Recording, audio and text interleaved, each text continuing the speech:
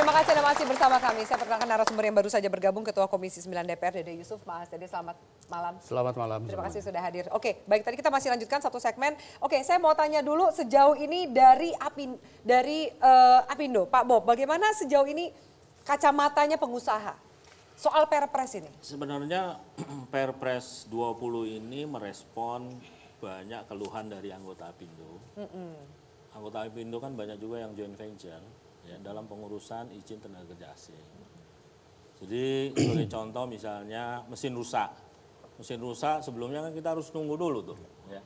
Rusaknya udah begitu lama ya. Jadi dengan Perpres 20 ini direspon. Kemudian ada juga larangan untuk merangkap jabatan. Padahal dengan orang asing itu bisa merangkap jabatan, itu bisa mengurangi kehadiran orang asing di sini. Nah, jadi praktek-praktek di lapangan ini kita informasikan ke pemerintah supaya ini diperbaiki. Kemudian juga seperti RPTK selesai, mereka harus keluar dulu ke Singapura, habis itu ngurus lagi, masuk lagi. Hal-hal yang lucu seperti ini kita sudah sampaikan kepada Kementerian Tenagakerjaan supaya diperbaiki. Ya. Ini juga keluhan dari European Chamber yang pernah datang ke tempat kita juga, mereka minta supaya regulasi ketenagakerjaan ini lebih fleksibel. Ya. Jadi ini sebenarnya kita menggrasping isu-isu yang muncul di anggota dan kita sampaikan kepada. Jadi sebenarnya Perpres ini angin segar untuk sebenarnya pengusaha. ada kebutuhan bagi kita untuk mereformasi peraturan ketenagakerjaan khususnya mengenai ketenagakerjaan pengaturan tenaga kerja asing. Ya.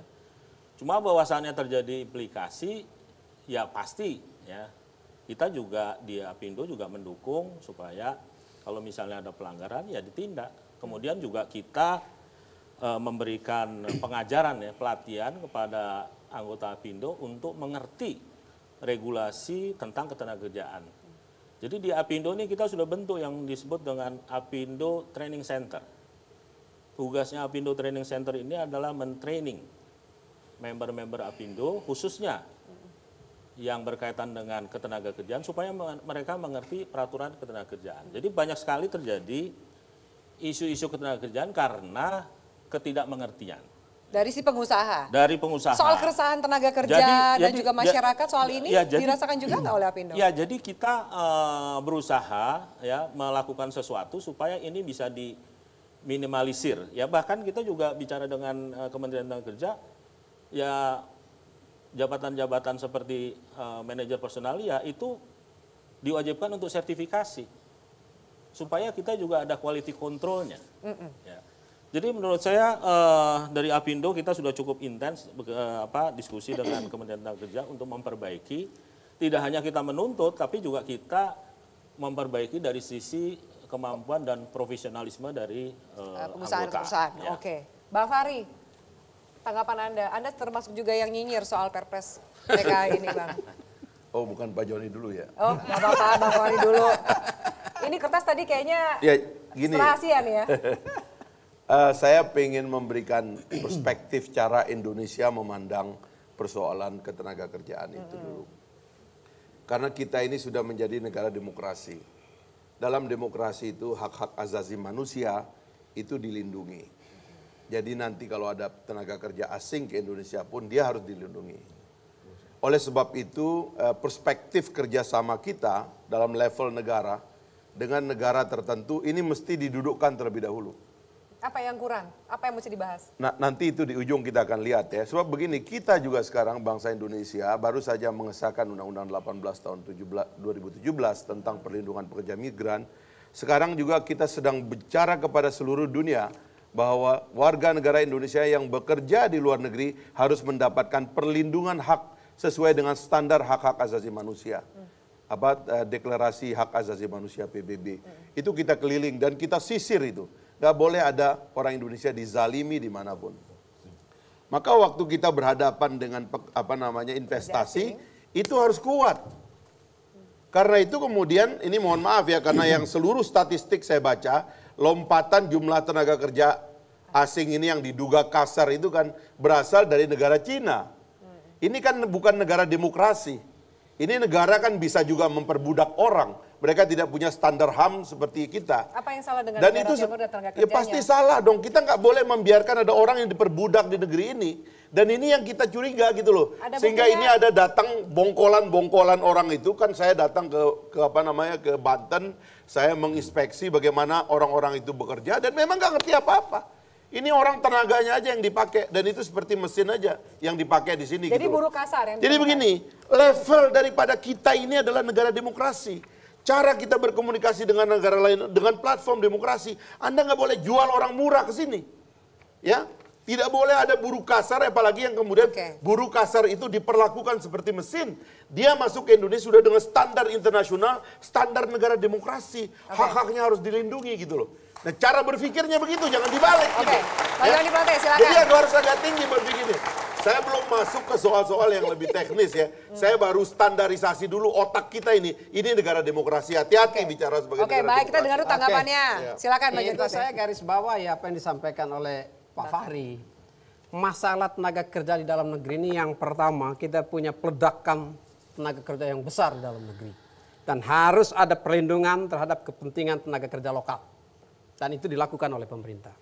Yang kedua, kita bedakan antara tenaga kerja legal dan tenaga kerja ilegal. Tenaga kerja ilegal ini tidak ada pilihannya. Law enforcement, tangkap, deportasi, kalau perlu persona non grata. Itu keberpihakan. Jadi kalau dibilang ini karpet merah untuk tenaga kerja asing, ini juga karpet biru untuk tenaga kerja dalam negeri. Ya semua perlindungan hak dan lain sebagainya, saya garis bawah yang apa dikatakan oleh Pak Fahri. Ini baru bicara standar. Anda mau baru ngomong standar tadi ini. Tapi kita juga harus tahu, kita melihat masalah tenaga kerja kita jangan dengan kacamata miopia. Bangsa ini di dalam ASEAN Charter sudah juga menandatangani di dalam apa? Di dalam ASEAN Economic Community ya ada 3 free flow. Free flow of investment, free flow of goods, dan free flow of services. Akan terjadi itu ya pergerakan jasa tenaga kerja di negara-negara ASEAN.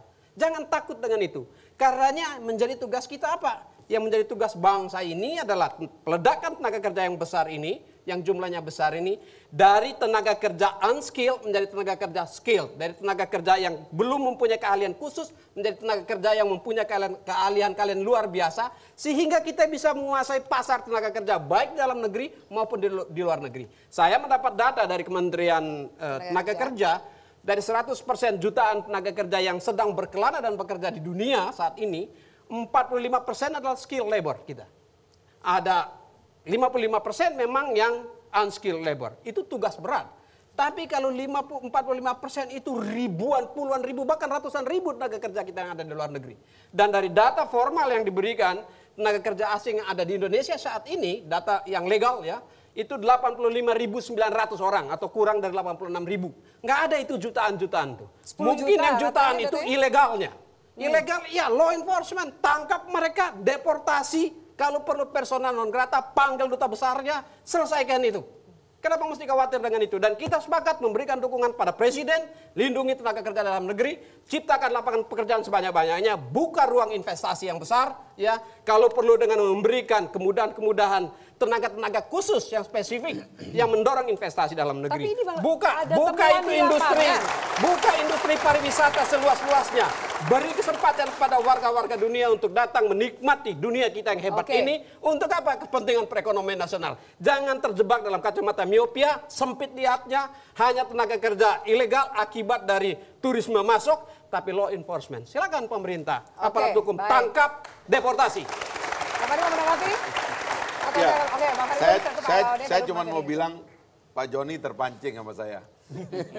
Itu baru pembukaan, Pak Fahri. Atau ada merasa Anda yang punya kacamata Sehingga dia joki? semangat begitu. Maksud saya gini, kalau Anda sudah jelas begitu, nanti saya akan periksa perjanjian dagang apa yang Anda punyai dengan negara China. Yang menyebabkan kemudian begitu mudahnya dalam 2 tahun terakhir itu terjadi lompatan pekerja China yang unskilled. Termasuk tadi yang didata itu banyak. Saya sendiri punya data, ada video, ada temuan segala macam. Maka ini yang harus kita bongkar.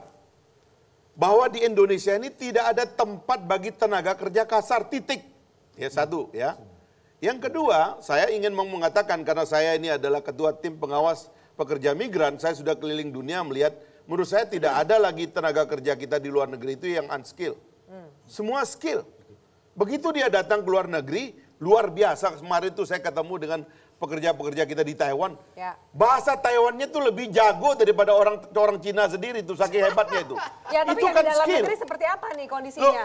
soal dalam negeri apalagi kalau ada kedatangan tenaga kerja asing yang kasar, berarti peluang kita yang unskill yang banyak di sini itu yang tidak Geser. bisa keluar negeri, itu yang diambil oleh orang. Oke. Padahal tidak ada tempat bagi mereka di dalam negeri kita, kan begitu masalahnya. Oke. Tapi itu deportasi dia Pak Ya, Fahri. itu nanti kita- Kepres itu mengatur yang legal, ya tenaga kerja legal. Itu yang diatur dan itu yang high skill. Oke, kita Hanya high skill. bicara data seperti apa sih jumlah serapan lapangan kerja di Indonesia, jumlah TKI di luar negeri, dan juga pengangguran dan juga jumlah tenaga kerja asing. Usai headline news berikut ini, tetaplah bersama kami di Opsi.